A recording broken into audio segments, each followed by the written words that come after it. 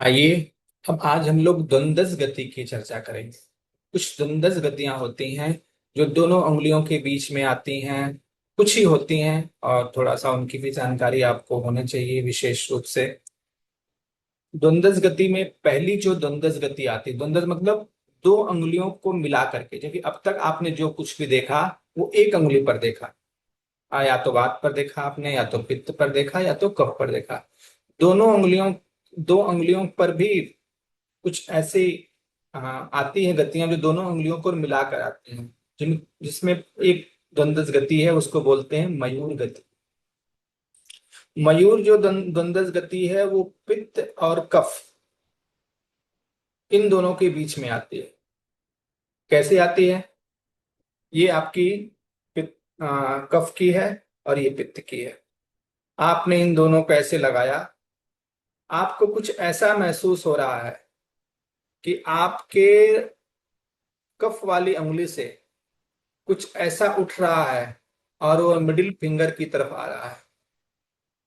यानी कफ वाली उंगली से कुछ ऐसा उठ रहा है, एक बेग, एक कुछ ऐसा रिंग जैसा कुछ ऐसा वेव उठ रही है, और वो बीच वाली यानी पित्त वाली उंगली पर भी आ रही है। यानी दोनों उंगलियों को मिला करके एक क्या बना रही है? एक रिंग जैसे बना रही है। कौन सी? पित्त वाली और कफ वाली, यानी रिंग फिंगर और मिडिल फिंगर। इन दोनों उंगलियों को जो आपस में लगाएंगे तो लगेगा कि दोनों उंगलियों को मिला करके एक रिंग जैसा, घेरा जैसा कुछ वाइब्रेशन हो रहा है। इस प्रकार की अगर गति होती है तो उसको मयूर गति बोलते हैं। किसमें होती है? पित्त में और कफ में। कफ से उठती है और पित्त की तरफ जाती है। मयूर गति बताती है कि रक्त में कोलेस्ट्रॉल की मात्रा बहुत ज्यादा बढ़ गई है।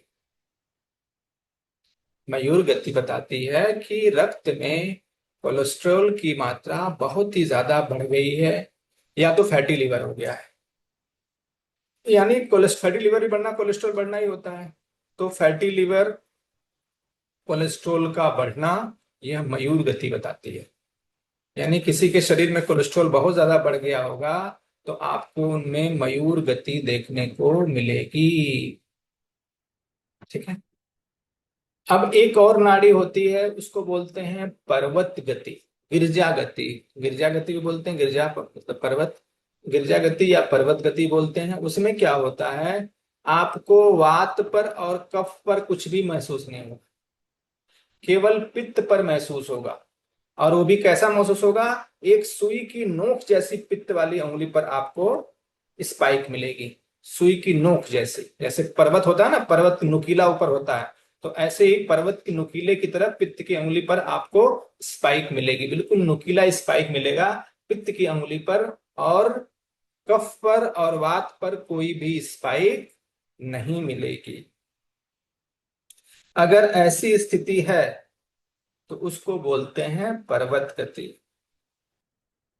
तो अगर गिरजा गति मिलती है तो यह बताता है कि व्यक्ति का हार्ट ब्लॉक हो चुका है। यानी हार्ट के ब्लॉकेज को बताती है पर्वत गति।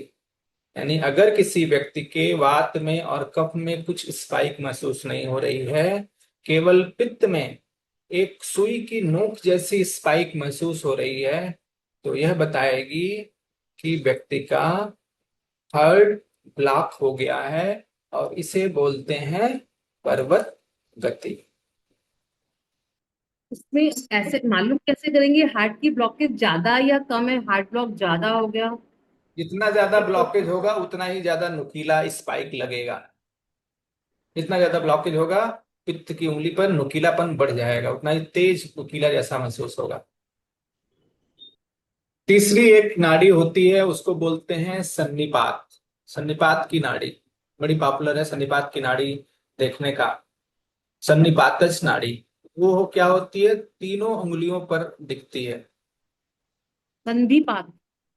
संधि सन्निपात, सन्निपात, आधा नाम सन्निपात। सन्निपात। सन्निपात नाड़ी में क्या होता है कि वात, पित्त और तीनों नाड़ियां, तीनों उंगलियों का स्पाइक आपस में मिल जाती है, और तीनों में एक चींटी के चलने की रेंगनी जैसी आपको होगा। यानी कुछ भी, ना वात के लक्षण मिलेंगे, ना पित्त के मिलेंगे, ना कफ के मिलेंगे। तीनों में चींटी के रेंगने जैसी महसूस होता है। और कभी कभी अचानक से गायब भी हो जाएगा, कुछ समझ में नहीं आएगा, कोई स्पाइक नहीं महसूस होगी, और अचानक से चींटियों के चलने की महसूस होगी। सन्निपात की नाड़ी चलती है तो आयुर्वेद के विशेषज्ञों का कहना है कि अब व्यक्ति का अंतिम समय चल रहा है, अब उसे नहीं बचाया जा सकता। नाड़ी देख करके जो वैद्य बताते हैं ना, अरे बस अभी ये तो मरने वाले हैं, तो वो सन्निपात नाड़ी चलती है। तीनों उंगलियां रखे, तीनों में चींटी जैसा चलना, बीच में बिल्कुल कोई स्पाइक नहीं आना कहीं पर भी, या तो चींटी के रेंगने जैसा तीनों उंगलियों पर। तीनों उंगलियों में चींटी रेंगने की मालूम चलती है, किसी एक में नहीं। तो उससे बोलते हैं कि इसकी सन्निपातज नाड़ी चलने लगी है, अब यह व्यक्ति नहीं बचेगा। सन्निपातज नाड़ी में क्या होगा? चींटियों के चलने की आपको अनुभव होगा, तीनों में, वात में, पित्त में और कफ। और या तो बीच बीच में बिल्कुल गायब भी हो जाएगा, चींटियों के चलने का भी बीच बीच में गायब हो जाता है। फिर चलना चींटियों का लगेगा, फिर गायब हो जाएगा। इस तरह की नाड़ी सन्निपातज नाड़ी होती है, जो व्यक्ति के अंतिम समय को इंडिकेट करती है। कई सारे लोगों को पिछले बैचेस में मैंने बताया था, एक लोग हैं, उन्होंने कोई किसी व्यक्ति की मृत्यु होने वाली थी, लास्ट समय उनका चल रहा था, और वो गए उसकी नाड़ी चेक किए तो उनको वो चींटी बोले, मुझे बिल्कुल रियल महसूस हुआ कि चींटी, उसकी नाड़ी हमने पकड़ी, टच किया तो चींटियों जैसी खुदखुदाहट मेरे खुद हाथों में खुजली जैसी महसूस होने लगी हमको। वो महसूस होने लगी चींटियों के चलने की आवाज। तो वो होती है, थोड़ा सा आपका प्रयास होगा तो आप उसको अनुभव कर सकते हैं। ऐसे एक नाड़ी और देखने को मिलती है, उसमें क्या होता है, आपके इन अंगुलियों में, तीनों में, कीड़े के चलने की, कीड़ी रेंग रही है वैसा महसूस होगा। उसको बोलते हैं क्रीमी गति। क्रीमी गति बताती है कि व्यक्ति के पेट में कीड़े बहुत ज्यादा होते हैं ना, क्रीमी हो जाता है पेट में, तो उसको बताती है क्रीमी गति। एक पर एक लिपट कर कीड़ी रेंग रही है। कीड़ियों के क्रीमी गति में तीनों अंगुलियों में कीड़ी के रेंगने की महसूस होता है। अगर आपको होता ना, जब हम वो आला लगा के सिस्टोलिक और डायस्टोलिक प्रेशर चेक करते हैं, सिस्टोलिक और डायस्टोलिक प्रेशर चेक करते हैं, कैसे चेक करेंगे? नाड़ी देख करके। पित्त की नाड़ी पर अंगुली रखिए, आपने ऐसे बिना उंगलियां रखी हैं, पित्त वाले पर, पित्त वाले की अंगुली पर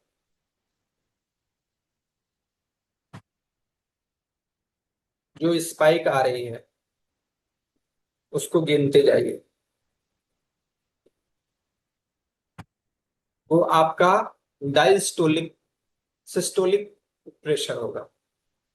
डायस्टोलिक प्रेशर कब होगा? जब आप कम दबाव दे करके इसको जानने का प्रयास करेंगे।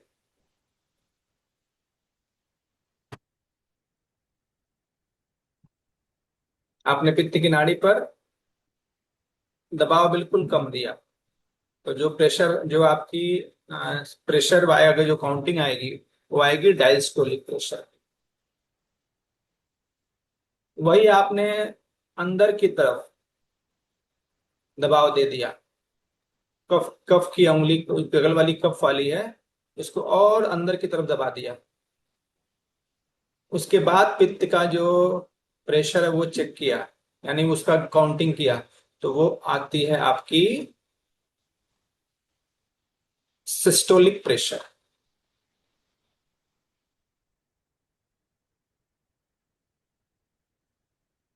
यानी जो हम प्रेशर चेक करते हैं, आता है ना, एक हाई आता है, एक लो आता है, दो आता है। तो जो हाई वाला आएगा वो कब आएगा? जब हम अंगुली को, कफ की अंगुली को हल्का दबाएंगे, तो हाई वाला हम काउंट कर सकते हैं पित्त की अंगुली पर। और वही हमें लो वाला जब काउंट करना होगा, तो लो वाले के लिए क्या करेंगे? कफ वाली उंगली को अंदर की तरफ पूरा दबा देंगे, और फिर पित्त वाली उंगली को काउंट करेंगे, तो वो हाई, वो आपका लो वाला प्रेशर बताएगा, अधिक अधिक दबाव वाला प्रेशर बताएगा। सर एक बार रिपीट कर दीजिए प्लीज। सिस्टोलिक और डायस्टोलिक प्रेशर जो है वो चेक करते हैं पित्त की सर ये नाड़ी। होता सर ये होता क्या है, सिस्टोलिक हाँ जी। डायस्टोलिक? ये सिस्टोलिक डायस्टोलिक प्रेशर होता क्या है? आपने जब आप आपका जो ब्लड प्रेशर वाली मशीनें होती है ना, तो आप चेक करते हैं तो बताते हैं 120/80 आ रहा है, आ रहा है ना, 120/80 आ रहा है, 140/90 आ रहा है ना। तो वही एक अपर आता है, एक लोअर आता है। तो उसको आप नाड़ी पर भी चेक कर सकते हैं। तो जो अपर वाला है उसको चेक करने के लिए क्या करते हैं कि सिंपल कफ वाली जो पित्त पर चेक करते हैं, पित्त वाली उंगली पर, कफ वाली। सिस्टोलिक को, सर एक हाँ मिनट धीरे, सिस्टोलिक को पित्त पर चेक करते हैं। हाँ, पित्त पर ही चेक कर, पित्त पर ही दोनों को चेक कर, साइड सिस्टोलिक डिस्टोलिक दोनों को पित्त पर ही चेक करते हैं।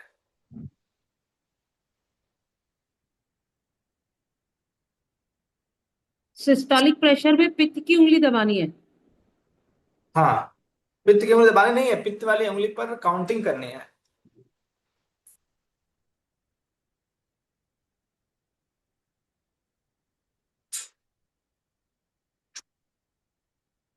कितनी देर तक सर, कितने मिनट तक एक मतलब? एक मिनट, 1 मिनट, 1 मिनट करना है, 1 मिनट में काउंटिंग देखना है।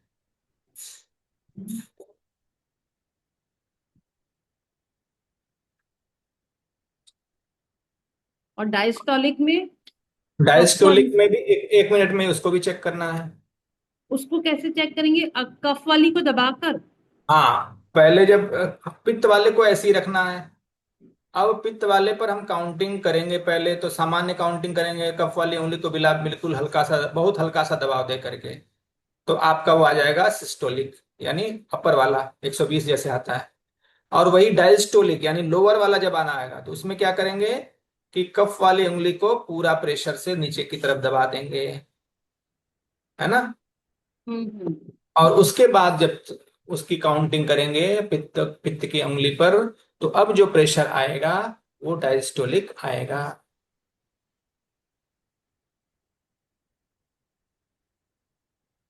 सर एक चीज महसूस हो रही है कि अगर ऐसा करते हैं तो पित्त वाली पे कभी तो एकदम आ रहा है और फिर धीरे हो गई, इसका मतलब? जब कफ वाला आपने दबाया तो पित्त वाला धीरे हो गया ना।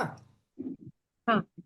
तो हमें धीरे वाला स्लो वाला ही तो चाहिए। जब हम जो प्रेशर चेक करते हैं तो जैसे आता है ना 120/80, तो एक बार हमको 120 चाहिए वाला चाहिए, वाला 80 वाला चाहिए। तो कफ वाली उंगली को जब हल्का दबाएंगे तो 120 वाला मिलेगा, यानी सिस्टोलिक मिलेगा आपको। और उसके बाद आपको लोअर वाला चाहिए, 80 वाला चाहिए, उसके लिए कफ वाली उंगली को दबा देंगे तो पित्त का जो स्पाइक है वो कम हो जाएगा, तो आपको डायस्टोलिक मिल जाएगा। करके देखिए, अनुभव करिए। कफ की उंगली को हल्का दबाना है, कफ की उंगली को ज्यादा दबाना है।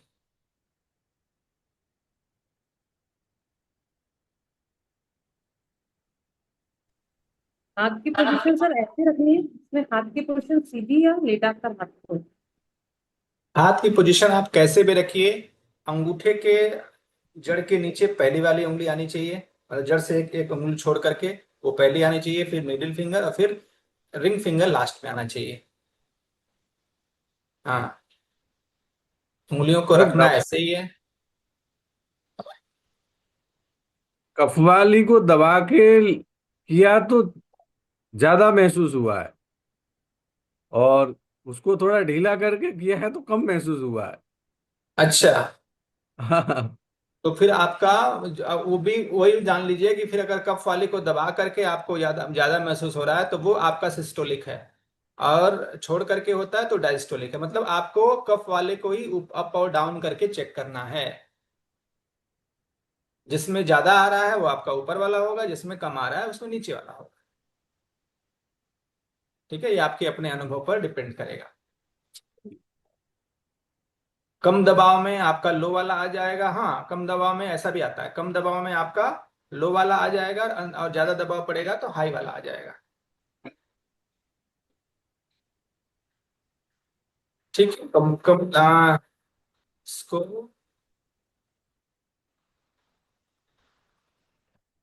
कफ की उंगली को ज्यादा दबाएंगे तो कफ के का प्रेशर भी आपके पित्त पर आ जाएगा, और वो उसके स्पाइक को बढ़ा देगा, ऐसा भी होगा।